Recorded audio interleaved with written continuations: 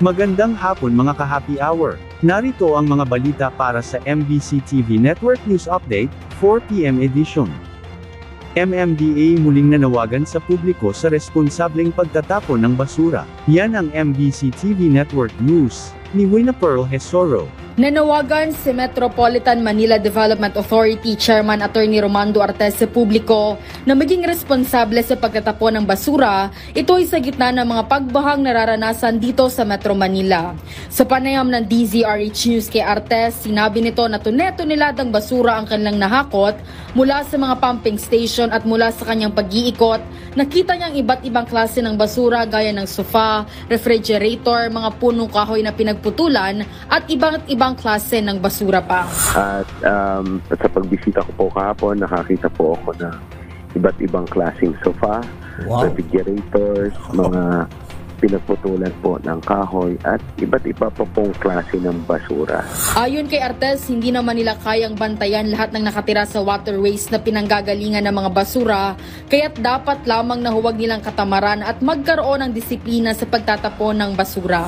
Ang lokal na pamahalaan naman po ay very diligent sa paghahakot ng basura. Ilabas lang po nila sa tamang oras, sa tamang araw. Sana po wag na nilang katamaran at magkaroon po ng disiplina na gawin po ng tama yung disposal po ng garbage.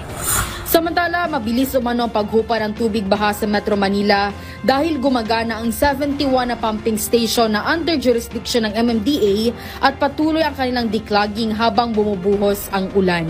Yes, sir. Meron po kami na-identify na 49 na areas sa mga major thoroughfares natin na alam po namin pag lumalalim na po yung baha ay nababarahan po ng basura. So nag-assign po kami ng personnel dyan, katulong po ang tupad beneficiaries na bigay po sa amin ng DOLE.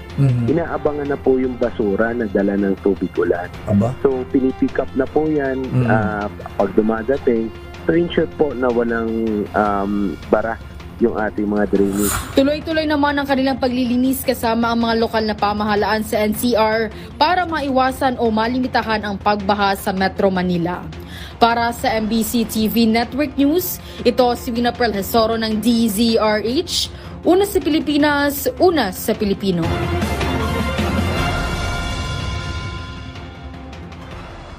Sa showbiz spotted, John Lapus at Pura Luca Vega, nanawagan na irespeto ang bawat pronouns ng tao. Patuloy na nagpaalala ang dalawang miyembro ng LGBTQIA+ personalities na sina John Lapus at Pura Luca Vega sa kahalagahan ng paggamit ng tamang pronouns para sa mga miyembro ng komunidad. Ito'y matapos uminit muli ang usapin sa social media, matapos ang sagutan nina Aura Briguela at content creator Jack Argota, natutol sa pagtawag kay Aura gamit ang she or her. Nag-repost kasi si Briguela ng pahayag, na ang maling pagtukoy ng pronouns ay isang anyo ng kawalang galang.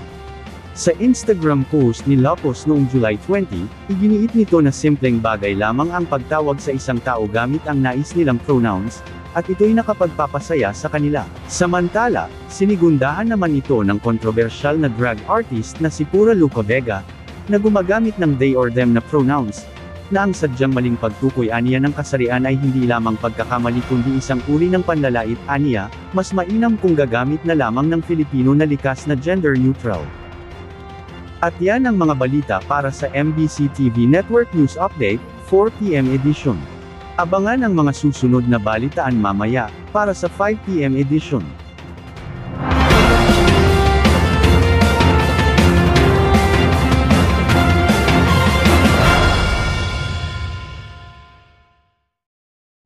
Mga ka-happy hour, kung gusto mong manood ang mga balita sa MBC TV Network News Update, mag-subscribe sa aming YouTube channel, i-like ang aming Facebook page, at i-follow sa aming TikTok account.